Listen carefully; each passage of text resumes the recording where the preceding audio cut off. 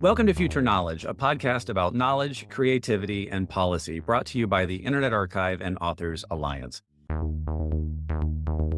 In the heyday of publishing, editors from dozens of thriving publishing houses mingled with literary giants over jazz tunes or discussed art with cultural icons, all while shaping the literary landscape. Fast forward to today. There are 5 major publishing houses built by endless mergers and acquisitions, and everyone's chasing the next major blockbuster. It all leaves us to ask the question, what has conglomeration actually done to the publishing industry, and most importantly, to books? Hi, everyone. I'm Chris Freeland. I'm a librarian at the Internet Archive. I want to welcome you to today's book talk. In Big Fiction, author and Emory University professor Dan Sinykin explores how changes in the publishing industry have affected fiction, literary form, and what it means to be an author. Joining Dan for today's conversation will be Ted Underwood, a professor in the School of Information Sciences at the University of Illinois, Urbana-Champaign. As we get started here today, I'd like to welcome Brewster Kahle, the Internet Archive's founder and digital librarian. Hello from Vancouver, where we're seeing actually a lot of the small publishers crushed out of business and not having any mechanism really of participating in the digital ebook world, or much less the booksellers, because it's controlled by very few large platforms. Are we going to see a sort of Netflix of books where things can be blinked on and off based on licensing deals at the end of the month, and then the books just go away and they're not allowed to be in any library? This is the sort of thing that we're seeing within the library world and heavily impact. So I'm very excited about this book and this scholarship around the effects of what happens when you have only a few large publisher platforms controlling what it is we read and what it is we know as a society. So thank you very much for coming and speaking here at the Internet Archive. Thanks, Brewster. Now I'd like to welcome Dave Hansen. Dave is the executive director of Authors Alliance, and Dave's going to help provide a little more background for today's conversation. Hi, thank you, Chris, and thanks, Brewster. I'm really happy to be here again today. I'd like to make a couple of introductions. First, to our moderator, Ted Underwood. So Ted Underwood is a professor in the School of Information Sciences and also holds an appointment with the Department of English in the College of Liberal Arts and Sciences at the University of Illinois. After writing 2 books that describe 18th and 19th century literature using familiar critical methods, he turned to new opportunities created by large digital libraries.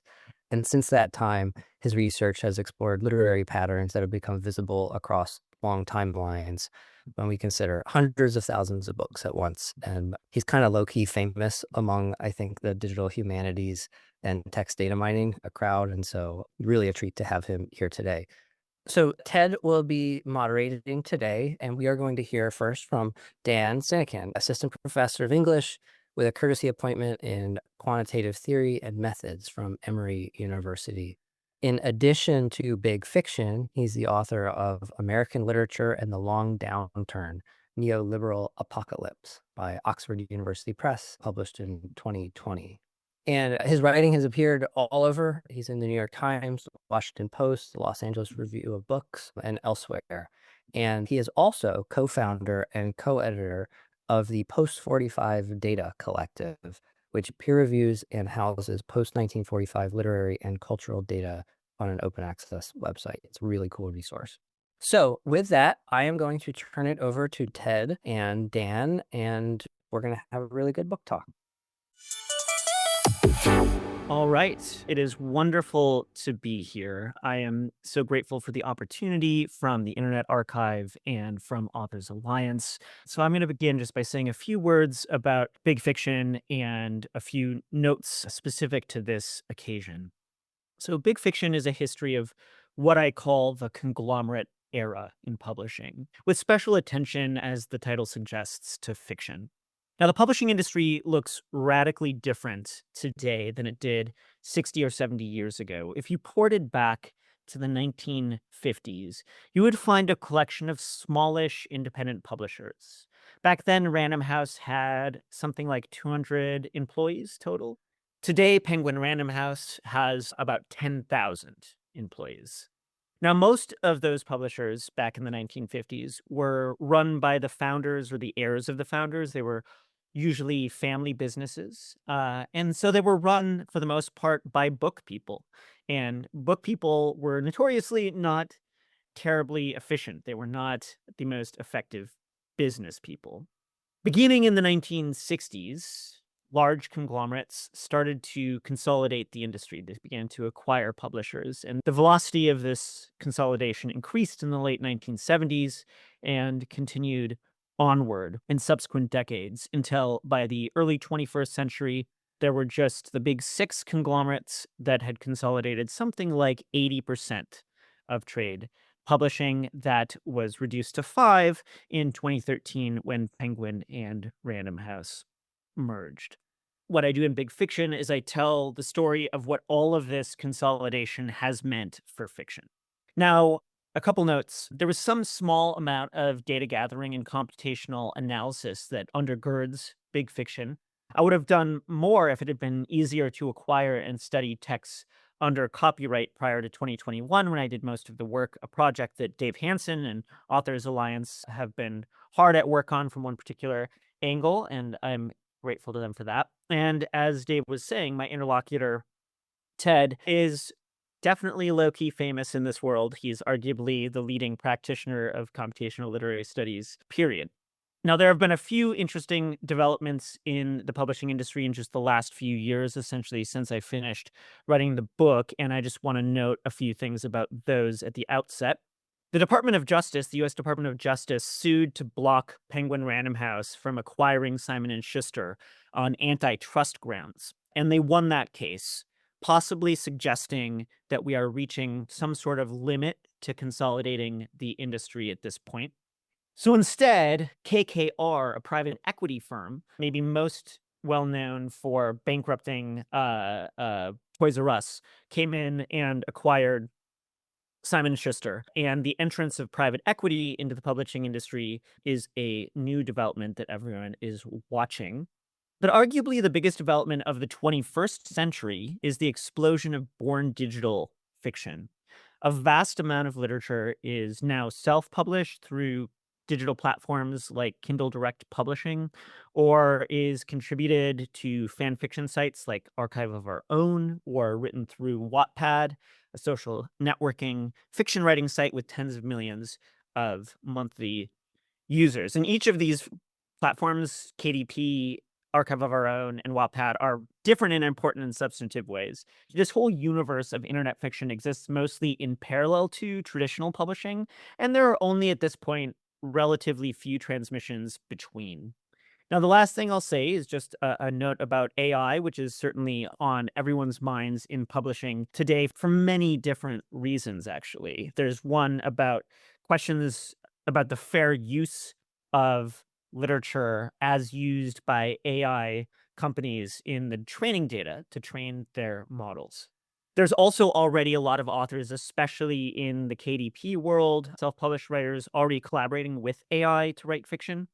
And finally, within publishing, the big conglomerate publishing houses, they're looking at AI as a way to increase the efficiency and productivity of their workforce. So I'm aware that already there is a Penguin Random House has PRH GPT as of recently, which I imagine they're going to be using in-house to try to speed up things like copywriting on covers. So if you start to see some hallucinations on the covers of books from Penguin Random House, you might know the source. But okay, that's enough from me just kind of to get started. So I'm going to say, let's get into it.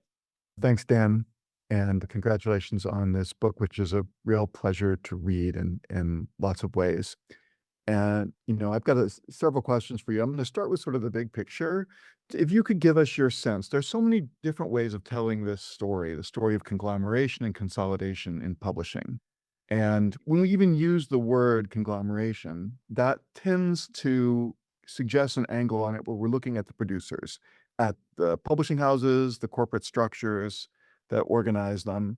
And there is one way that story can be told where that's central. I think you start off the story by saying, well, corporations need to grow, they need to demonstrate growth. And one way they can do that is by acquiring other corporations. But there are also other ways of telling the story that are woven through this volume because it's a story with multiple facets. And for instance, one could focus on readers. Are they distracted by television, and is that cutting into the mass market part of the publishing industry? Or on the other hand, is it just the growth of readership that, sort of inevitably leads to gigantism in publishing? Or beyond publishing and reading, there's the other part of it, which is publicity and distribution. And at moments you talk about the rise of the book tour and the publicity campaign, as well as sort of a factor in the new scale of publishing. So I'm not necessarily asking you to choose between these, but if you wanted to weave these into a story about the reason for conglomeration, how would you do that? So it's this whole interlocking set of pieces. And like the big sort of upheaval, it really, a lot of what we see today is a result of things that happen structurally at a number of different layers, from the people who own the publishing companies to changes in how literary agents work, to how distribution was revolutionized by a company called Ingram, to the rise of chain bookstores. And a lot of this was happening in the late 1970s and the 1980s. And a lot of the impulse for it happening at that moment is because of what was going on at a very high level economically. So the 1950s and 1960s were this incredible period, one of the greatest periods of capitalist growth in the United States, but also then anywhere in the history of capitalism. And that meant that there were all these new readers, all this good time. There was just like expansive growth happening in books then. And in the 1970s, we had stagflation. So books are starting to cost more, wages are stagnating, people have less money to buy books, but these new conglomerates are now beholden to shareholder value and need to figure out how to institute growth. And one way they figure out how to do that is to take advantage of something that's happening by Ingram, which makes it possible to distribute trade paperbacks and hardbacks all over the country in a mass cultural way. And those are then able to be sold at new chain bookstores that are emerging in suburban shopping malls in the form of Walden Books and B. Dalton. And all of this creates the conditions out of which you can see changes in the kind of books that get published. So, for example, fantasy was not a genre in the way we understand it today until it was able to take advantage of exactly all those developments that I just named. There was a canny editor working in a new imprint called Del Rey, and he saw that if you took Lord of the Rings and made a really derivative formulaic versions of it, you could turn fantasy into a genre that 12-year-olds like me in 1995 would go to this shopping mall with my mom, and we'd stop into Walden Books, and I'd see the Piers Anthony Xanth series, and I'd grab them and read them. So this is a big part of why I wrote this story. It's like, why did I pull Xanth off the bookshelf in 1995? The answer is all of these developments that were interlocking, and really that moment from like the mid 70s to the mid 80s was kind of the major moment of upheaval. Fascinating. Thanks. That highlights what you think is the sort of the crucial transformation, with lots of other things going on. But beyond the story of conglomeration, I would say in some ways, that's on the title, that's on the front cover. But in some ways, this is a bigger story, because it's not just the story of the conglomerates themselves, but also of other niches in the publishing industry, the nonprofits, the independents who don't go, publicly owned, and how their particular role in the market also shapes what they decide to do and the kind of fiction that they decide to publish. You could say that, it's the story of conglomeration, but also at moments you hint it's more broadly trying to get us to sort of stop thinking just about individual authors of books and think about the sort of collective economic and institutional system that produces books and produces particular niches in the marketplace. And yet, here's the contradiction I want to set up for you, or want to invite you to explain. I don't think I've ever read a literary history that is more focused on individuals than this one. At the same time as, like, in a sense, it's about big institutional and economic forces. In fact, every page of this book has an individual story on it, vivid individual stories. I just looked up, Bennett Cerf in the index, and I saw Bennett Cerf, sexism, exclamation point of, and the story is so dramatic that it really needs that exclamation point.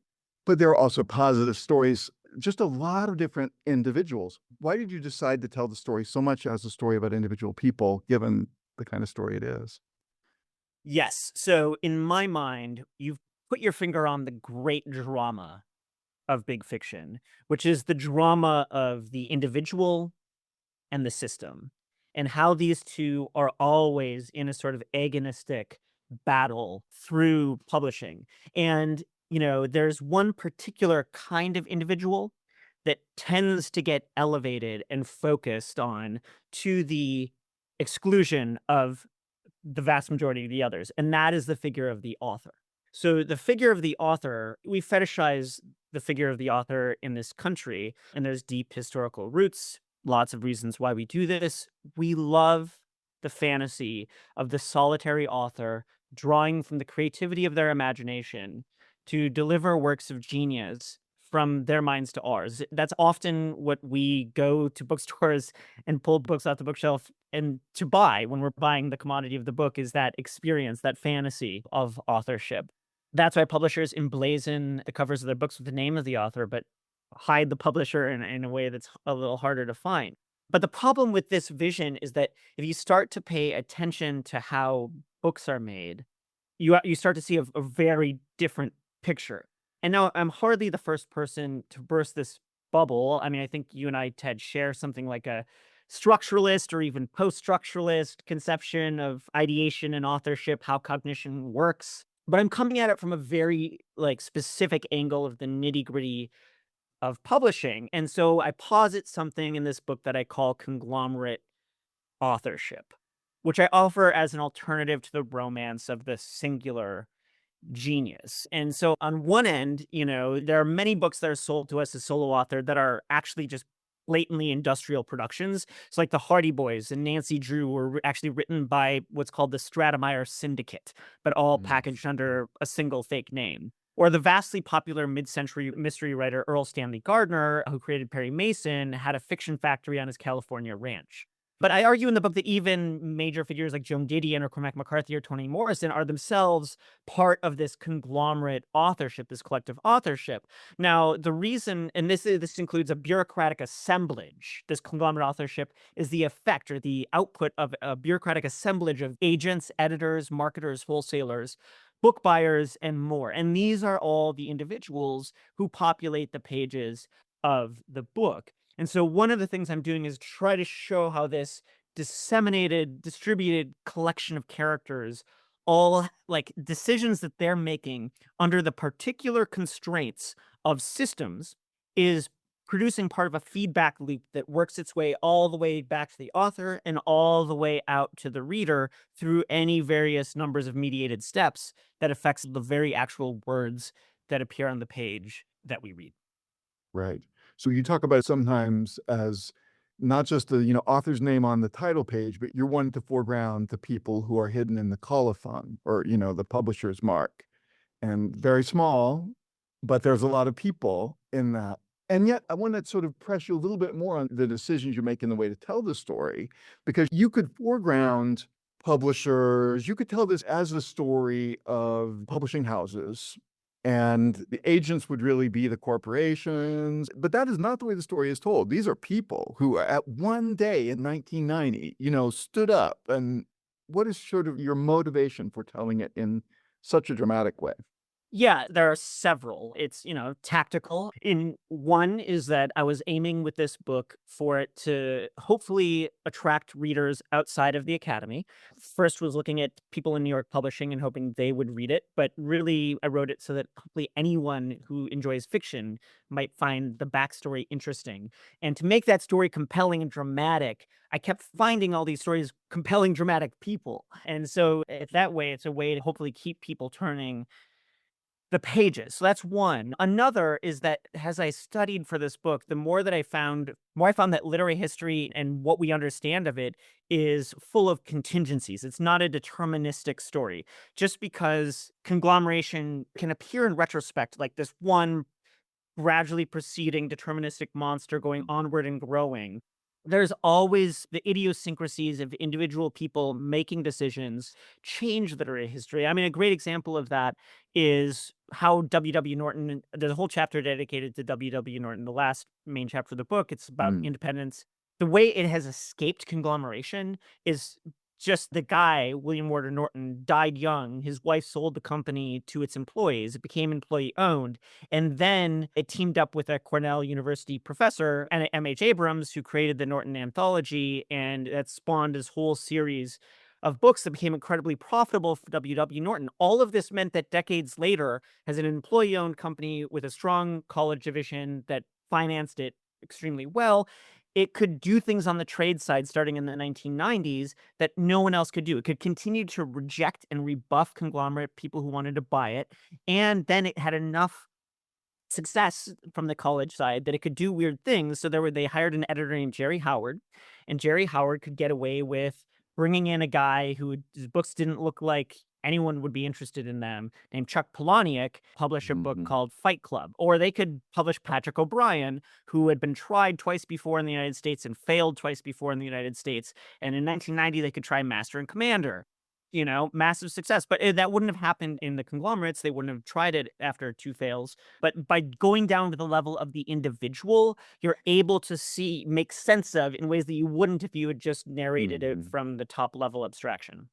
There are interesting exceptions and countercurrents and individual people who make a difference. One of the interesting sort of echoes of this is the role of autofiction in the story, which in some ways is a fictional version of the foregrounding of individuals that we've been talking about in the way you tell the story. But it has complicated implications, and it's hard to sort of figure out quite what the relationship of autofiction foregrounding the person of the writer, maybe as a character in the story, implicitly or explicitly, what relation that has to conglomeration. And I think there may be a couple different ways of telling that you explore, and that may both be true, but I'm kind of inviting you to explore them. At one moment, I think you quote, and maybe Joe Moran is saying, the new demands for publicity, these publicity campaigns, author photos. Autofiction is in a way a reflection of that new conglomerate scale publicity industry that was making authors into kind of mini celebrities. So kind of an echo of the corporate pressures on fiction. But there are other moments where you say, like, autofiction is authors kind of trying to claw back some agency from this massive system and foreground an older version of authorial power. So can it be both of those things? How do you see the story of autofiction? Yeah, I mean, it is what, academics might sometimes call overdetermined, which is just to say that there's a lot of reasons why it works and they're coming from different directions. And some of them, yes, as you say, are in tension. So there's that shibboleth, write what you know.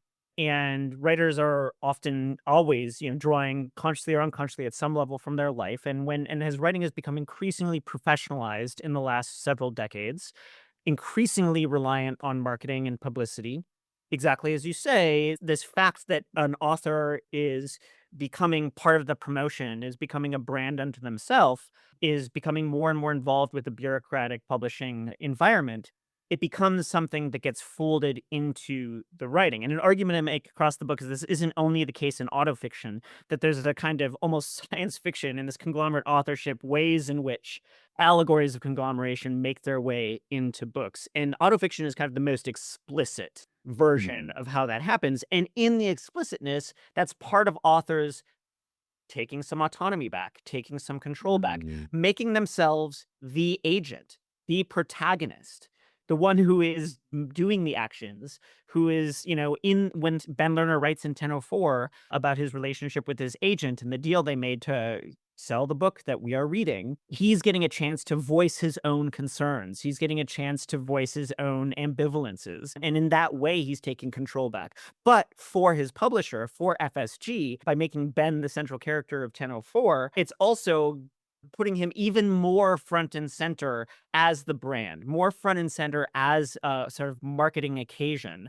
and hiding further the bureaucratic publishing machine, which is informing the elements of publishing. So, on the one hand, for the conglomerate, autofiction allows them to kind of still foreground the author, and the author gets to claw back some agency. It's a win-win. Yeah.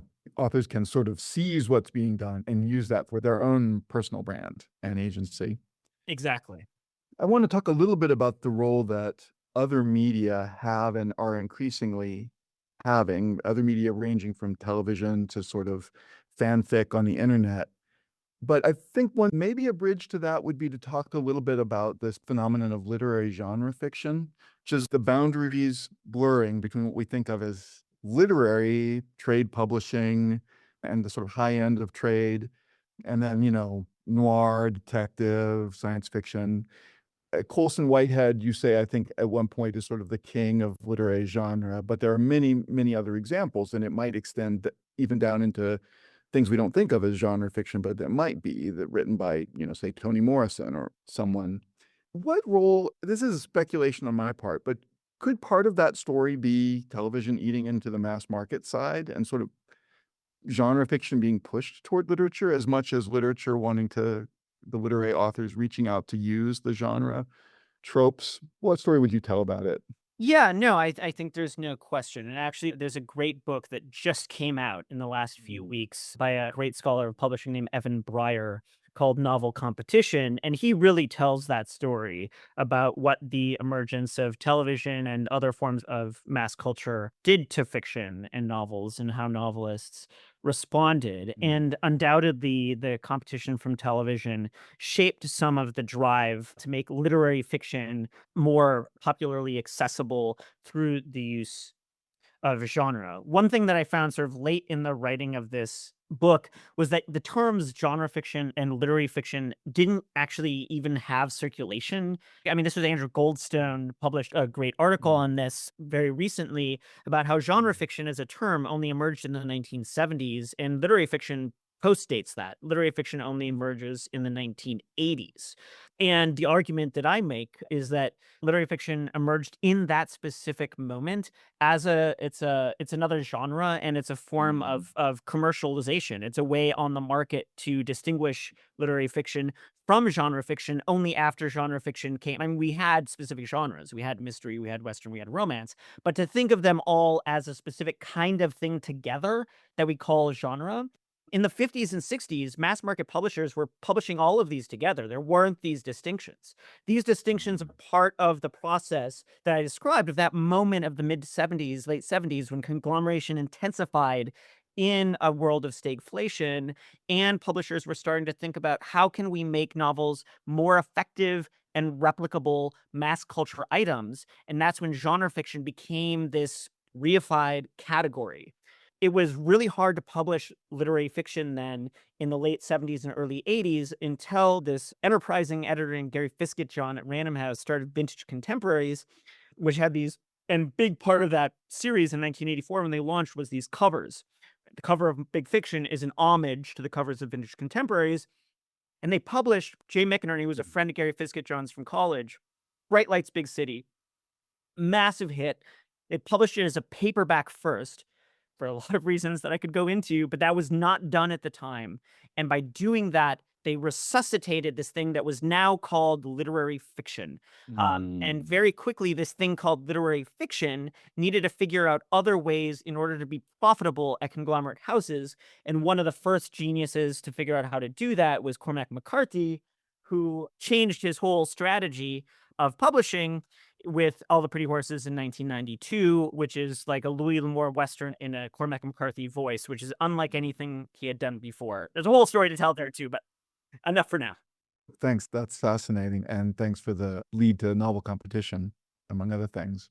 Let's move a little bit toward the present and sort of what's happening and what might happen.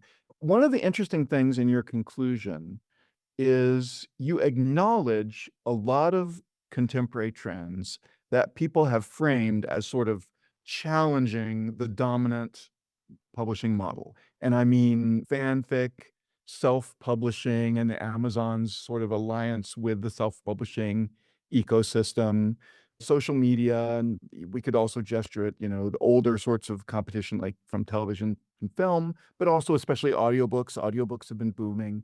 You acknowledge all of that. But at the same time, you end up saying it's still the conglomerate era.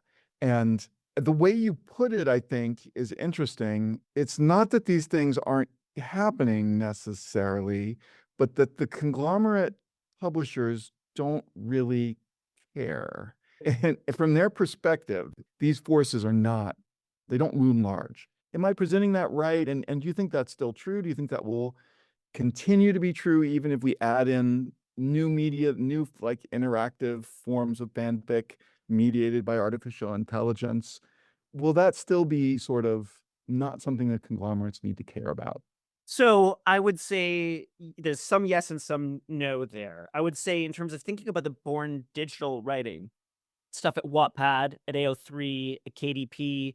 Largely, the conglomerate mainstream traditional publishing largely doesn't care, except when you have a Colleen Hoover or an E.L. James or an Andy Weir, something kind of pop through and they're like, we can pull them into our sphere and make a bunch of money on that. And so, people are paying attention. I suspect they're increasingly paying attention to what's happening in those spheres in order just to pluck. And in terms of audiobooks, though, a way that the conglomerate publishers have made a great deal of money in the 21st century is so subsidiary rights is a major form of how Mhm. publishers earn money, which is rights beyond the original publication of the book in print.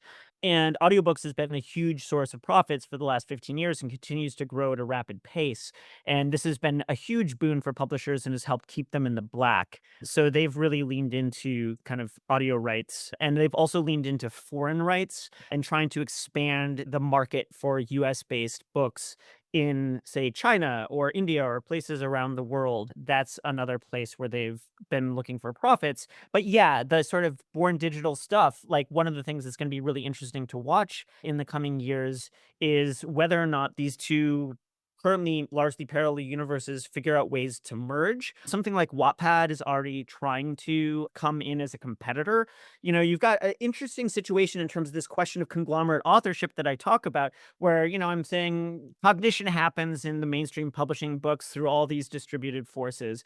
But if you actually look at something like Wattpad or Archive of Our Own, it becomes suddenly much more literal. Archive of Our Own, a fan fiction site, you've got these people creating these genres as a kind of commons. Like, no one's claiming this sort of copyright of authorship on it. And then you get these scandals when people do try to take something from a for Archive of Our Own and bring it over and claim it under their own copyright. And I mean, there's an incredible piece on kind of wolf erotica genre, the Omegaverse, from Alexander Alter in the New York Times, about one of the scandals when this happens, when something that was truly the creation, a genre, a whole set of tropes, a whole set of conventions created in the commons. And Wattpad is like, created with constant feedback from readership. But then you've got this situation where those kind of become privatized. And this is a question, like a way that like thinking about how authorship is changing in the platform age is something that I think is really fascinating. Thanks. That's a fascinating story. Can I ask you to comment on sort of related to this, the effect of other media? Well, there's this thesis out there, option aesthetics. J.D. Mhm. Porter, Laura McGrath, and Xander Manshell sort of argue that authors are now kind of writing for film producers because ultimately they can make a lot of money if their book is optioned. And so that shapes the way novels are written now. Um, how important is that in this picture? And are the conglomerates aware of that? Is it a problem for them? Is it a plus for them? Yeah, so this fits into this idea that sociologists talk about as anticipatory socialization.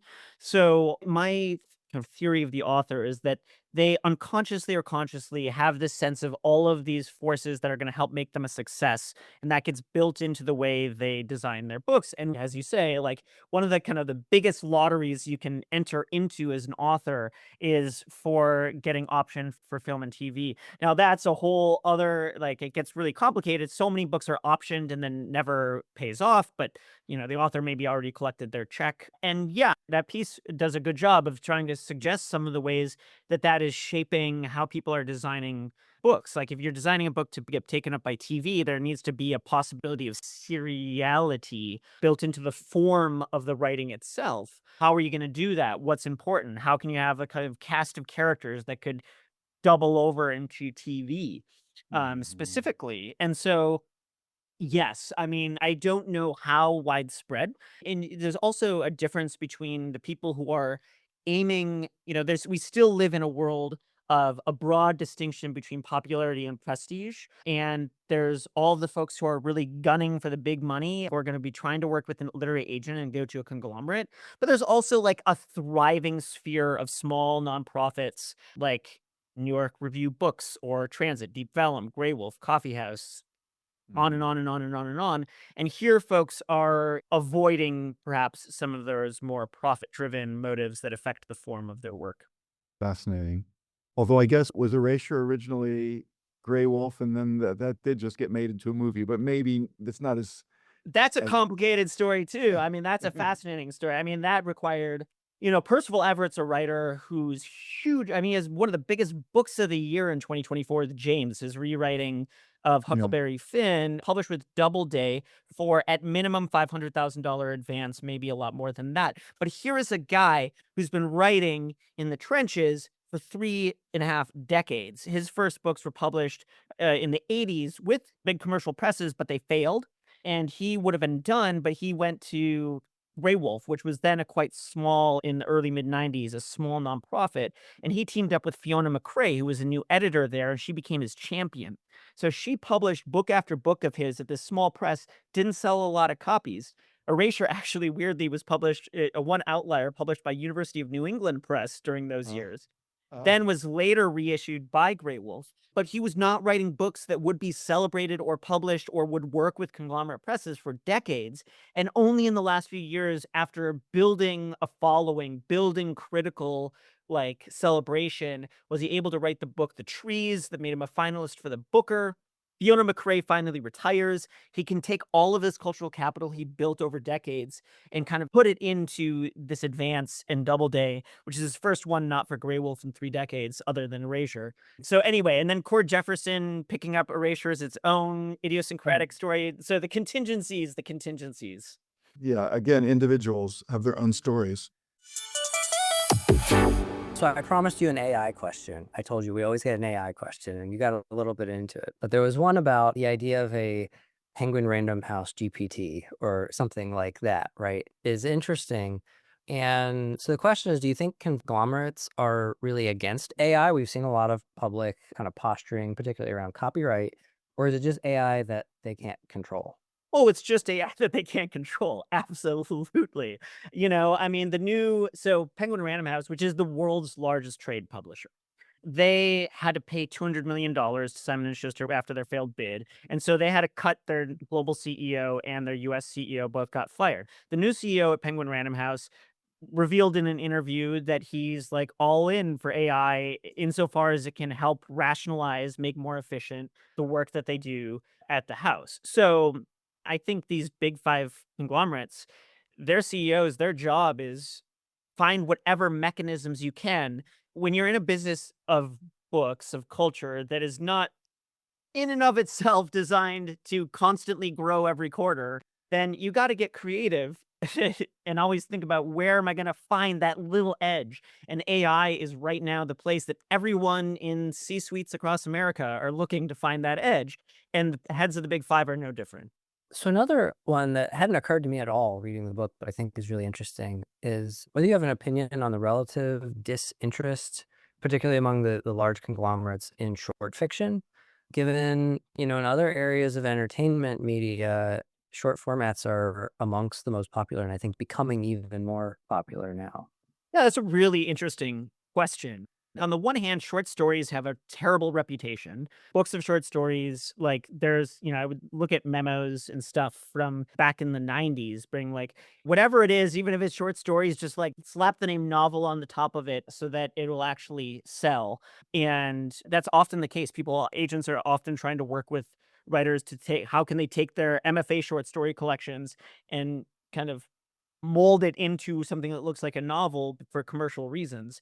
But the other piece of that is that novellas are having something like a renaissance, and both in big trade publishing, but it also you can see it kind of everywhere. Also in academic publishing, there's this sort of fondness for fast short books that are, run 70, 80 pages, maybe up to 110 pages, absolutely because of what Anna Kornblue, another critic, calls in a recent book this desire for immediacy, this sense that the kind of a push. She really worries that there's this push towards simplification, reduction, immediate gratification, and that this is part of the motive behind this desire for books in that kind of 70 to 110 page novella range that for that reason might be seeing something like a moment.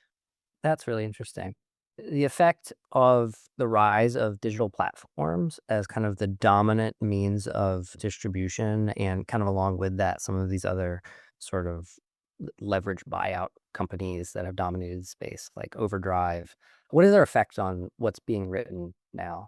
Yeah, that is a really good question. There was a good piece a few years ago by Nick Levy, I think, in Journal Post 45, thinking about how, if you're able to write on a platform, suddenly it makes the idea of seriality make a lot more sense.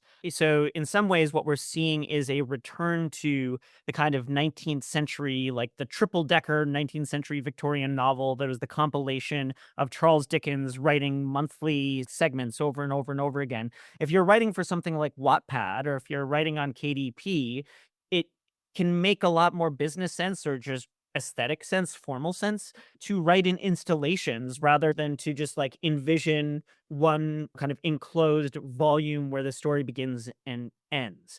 So that's what I see as maybe the most obvious, like, aesthetic formal shift that occurs when you kind of break the technology of the book onto the digital platform. So I think I mentioned last time we talked, one of my favorite parts of the book was this extensive glossary of publishing figures that you include. And so this is sort of a fun question, but you have a lot of kind of crazy characters that are highlighted throughout the book. Who is the most interesting to you? Oh man, it's such a hard question.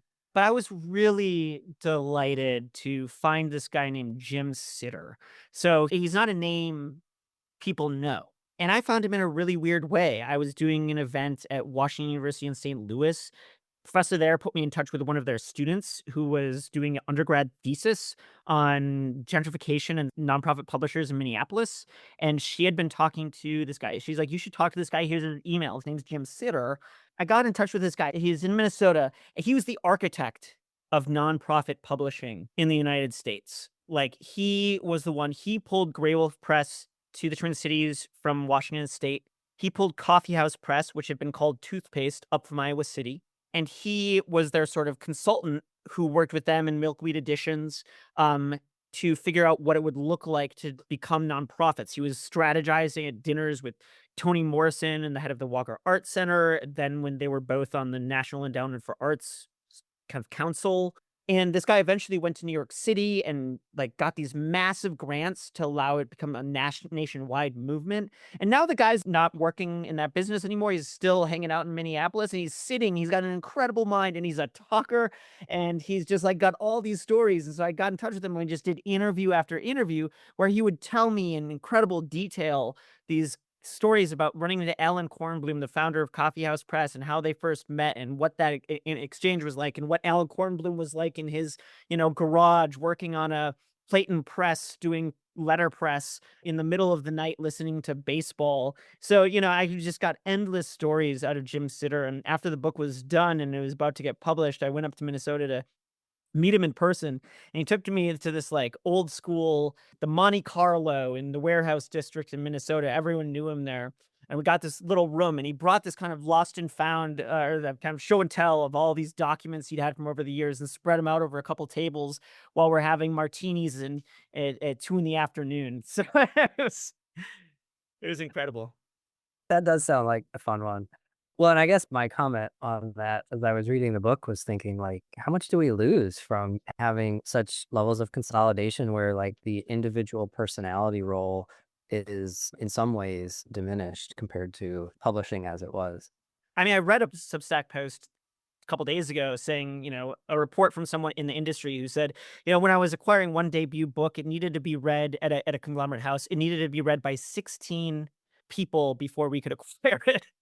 And if you need 16 people to look at a book and agree to acquire it, you're going to reduce the risk to a sort of institutional common sense. And it might be like an extreme case, but nevertheless, the kind of aesthetic risk you can take at a conglomerate publishing house is reduced by any number of sort of built-in mechanisms to kind of increase predictability and profit and decrease risk. Yeah. No, I mean, it makes sense. They're trying to operate a big business. Thank you both. This was such an incredible talk. I really appreciate you doing this. And for thank yous, and a thank you to Dan and Ted for such a great conversation today, to Dave Hansen and Authors Alliance for co-hosting the session. Thank you all, everyone. Have a great day. Thanks for joining us on this journey into the future of knowledge. Be sure to follow the show. New episodes drop every other Wednesday with bold ideas, fresh insights, and the voices shaping tomorrow.